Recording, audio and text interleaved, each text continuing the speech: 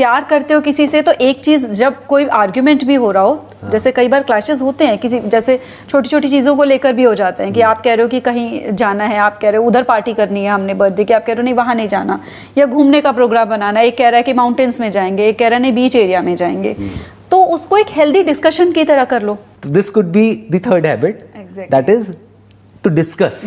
ये बेसिकली एक डिस्कशन होना चाहिए, एक कंस्ट्रक्टिव डिस्कशन होना चाहिए, एक म्यूचुअल डिस्कशन होना चाहिए, रादर देन आर्ग्यू करने के। अगर कोई डिफरेंस ऑफ ओपिनियन है भी, जो होगा, क्योंकि दोनों की पर्सनालिटीज अलग अलग हैं, दोनों की प्रेफरेंसेस अलग अलग हैं, डिफरेंसेस होते भी हैं, तो उसको डिस्कस करके सॉर्ट आउट करो, या बीच का कोई रास्ता निकालो, रादर देन आर्ग्यू करने के। क्योंकि जहां आपने आर्ग्यूमेंट शुरू किया, वो कब एंगर में कन्वर्ट हो जाएगा और एंगर कब लड़ाई में कन्वर्ट हो जाएगी पता ही नहीं लगेगा। ये सब इतनी तेजी से होता है कि पता ही नहीं लगता है। और हम ये भी कर सकते हैं, I am just thinking right now, कि अगर कभी लड़ाई हो, क्योंकि लड़ाई तो होनी ही है एक रिलेशनशिप में, बिल्कुल तो लड़ाई हो तो जिस वक्त गुस्सा आ रहा है आपको, उस वक्त वहां से हट जाओ। वो जो बोलते नहीं है कि गुस्सा आ रहा है तो पानी पी लो, पानी पी लो, तो I think that is right. क्योंकि थोड़ा सा हमारा जो ब्लड प्रेशर है वो नीचे आएगा, वो डाउन आएगा, पल्स रेट नीचे आएगा। इनफैक्ट इसके ऊपर कुछ स्टडीज हुई है कि जैसे जैसे पल्स रेट बढ़ता है ना, मान लो 100 के ऊपर जाता है, जब हमको गुस्सा आ रहा होता है, तो उस वक्त इंसान का जो दिमाग है वो काम करना, या जो उसकी क्रिटिकल जो थिंकिंग है, लॉजिकल थिंकिंग है, वो काम करना बंद कर देती है, और उसकी ब्रेन का एक ऐसा पार्ट एक्टिवेट हो जाता है जहां पर उसको सिर्फ अटैक मोड में चला जाता है। मतलब that's more like a fight and flight response, कि बॉडी में कुछ ऐसे केमिकल्स रिलीज होने लग जाते हैं कि अब तो जैसे कि कोई अटैक हो रहा है हमारे ऊपर और हमको अपने आप को डिफेंड करना है या अटैक करना है। वो भूल जाते हैं कि सामने वाला जो है वो उससे हम प्यार भी करते हैं, और वो भूल जाते हैं कि ये कौन है, वो दुश्मन नजर आता है कि बस किसी भी तरीके से इसको हराना है मुझे। और चाहे मैं कुछ भी, मतलब कहते हैं उस टाइम पे ना कई लोग ऐसी ऐसी बातें निकाल के ले आते हैं जिसका कोई मतलब नहीं होता, कोई मतलब नहीं है आपका। एक जैसे हम इसी की बात कर रहे हैं कि गुस्से में एक तो हमें अपनी वॉइस रेज नहीं करनी सामने वाले से बात करते हुए, दूसरा कि अगर बहुत गुस्सा आ रहा है और लग रहा है कि कुछ और ही बोल रहे हैं, थोड़ी देर के लिए हट जाओ, पानी वानी पी के वापस आ जाओ। उस वक्त क्या करना है कि वहां से चले जाओ वहां पर, हाँ थोड़ी देर के लिए, फिर थोड़ी देर बाद जा करके अपनी वाइफ को, आजकल तो इतनी इमोजीज हैं, बिल्कुल इतना कुछ है, कुछ भेज दो, वो भेज दो, बस सामने से भी कुछ आ जाएगा। अगर आप बहुत ही ज्यादा इगोइस्टिक हो, कई बार जैसे मेरी कई बार हो जाती है ईगो, मुझे लगता है कि नहीं बोलूंगी, सबकी होती है, हाँ नहीं बोलूंगी, तो फिर जब मुझे थोड़ी देर हो जाती है, फिर मुझे लगता है कि मनाने भी नहीं आ रहे, और नहीं मनाया तो ज्यादा लंबी खिंच गई तो फिर पहले क्या होता था, जो मोस्टली फीमेल्स के पास होता है ना कि रोना शुरू कर दो, अब तो मना लेके, वो भी थोड़े टाइम के बाद जब आप मैच्योर होना शुरू होते हो तो पता लगता है यार लड़ाई तो सॉर्ट आउट हो जाती है, अगले दिन पूरा दिन सिर दर्द होता है रोने की वजह से, तो रोना भी वो गिव अप कर दो। और उसके बाद यही है कि अगर ईगो इतनी ज्यादा है कि आपसे बोला नहीं जा रहा, सामने जाके फेस नहीं किया जा रहा, तो आपके पास फोन है, व्हाट्सएप करो, इमोजीज भेजो, GIF है वो भेजो, कोट्स निकाल कर भेजो। गुस्सा आ रहा है तो बात करने की बजाय उस वक्त अपने मोबाइल को यूज करके लिख दो, क्योंकि लिखने में एटलीस्ट आपका वो जो टोन ऑफ वॉइस है ना, जो एंगर के टाइम पे कन्वर्ट हो जाती है, वो नहीं होगी। एटलीस्ट एक्सप्रेशंस तो नहीं दिखेंगे, और उसकी आवाज नहीं सुननी पड़ेगी, उससे सामने वाला इरिटेट नहीं होगा।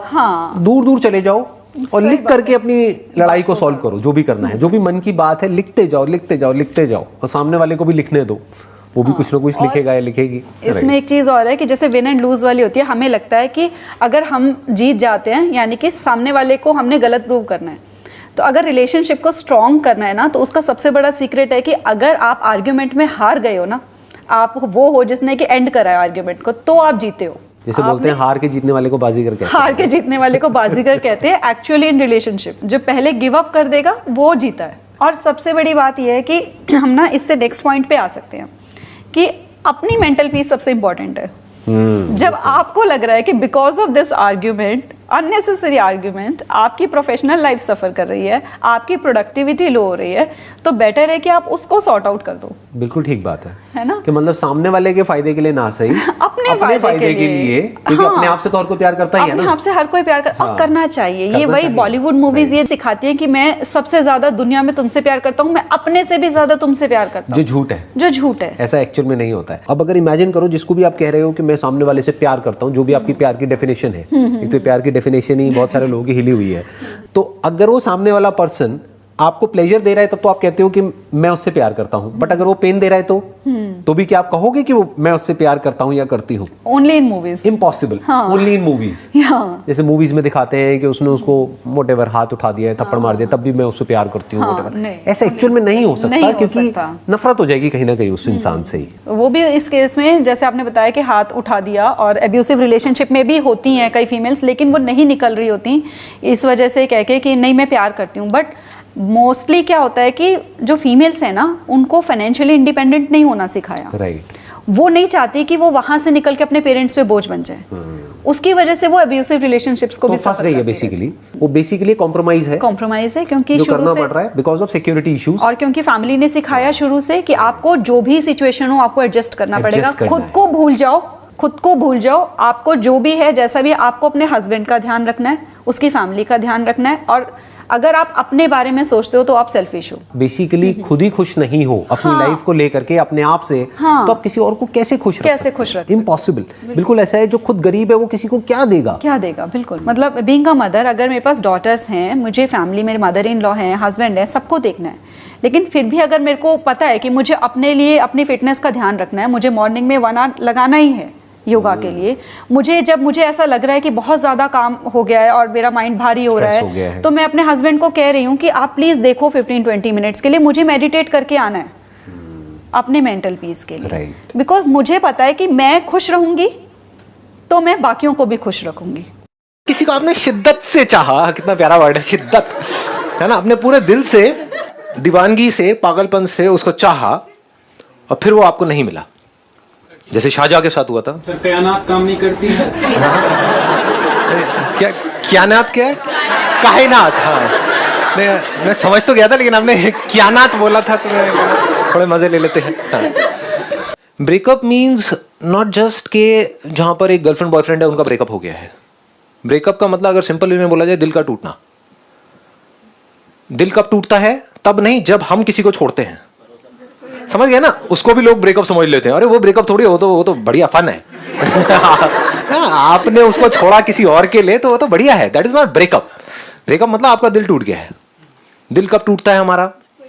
जब हम किसी के साथ रहना चाहते हैं लेकिन उससे हम अलग हो जाते हैं किसी वजह से, उसने धोखा दे दिया, उसने ना बोल दिया, या हाँ हो जाता है, उसके माँ बाप ने मना कर दिया, या डेथ हो गई किसी की, ये सब आ गया ब्रेकअप के अंदर। और अगर इसको और ब्रॉड कर दिया जाए तो सिर्फ यही नहीं आया, कि अगर आपने मेरे सेशंस को ध्यान से देखा होगा तो मैं कोई पर्टिकुलर चीज के बारे में बात नहीं कर रहा होता हूँ, करता हूँ एक चीज के बारे में, लेकिन पूरी लाइफ उसमें आ जाती है, मतलब लाइफ के हर एस्पेक्ट को हम उसमें कवर कर लेते हैं। तो ब्रेकअप मतलब सिर्फ यहाँ तक नहीं, दिल हमारा कब टूटता है, हमारा कोई डिजायर है, बर्निंग डिजायर है, ये हमको चाहिए चाहिए चाहिए, नहीं मिला, दिल टूट गया ना।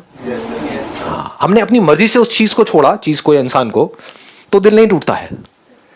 जैसे अपना मोबाइल आपने पुराना एक्सचेंज कर दिया नए मोबाइल के लिए, तब दिल नहीं टूटता है, लेकिन आपके नए मोबाइल को कोई लेकर के भाग गया आपसे छीन करके, तो दिल टूट जाता है कि नहीं? तो ये ब्रेकअप है। या you want to say something? या इनको माइक दे दो। जो भी हम ये ब्रेकअप की बात कर रहे हैं, तो इसकी हम इवेंचुअली एक क्रक्स निकाल सकते हैं, दैट लाइफ बिकम्स मीनिंगलेस।